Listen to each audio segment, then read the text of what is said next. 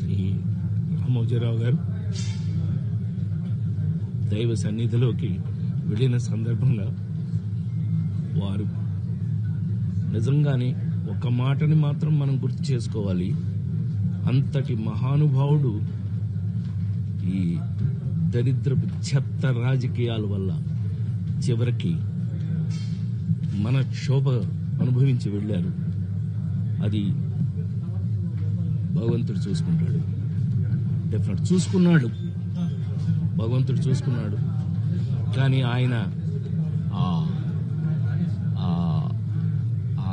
గెలుపు, ఆ నిజ గెలుపుని ఆయన అనుభవించి ఆ సక్సెస్ ని ఆయన చూసే వెళ్ళారు.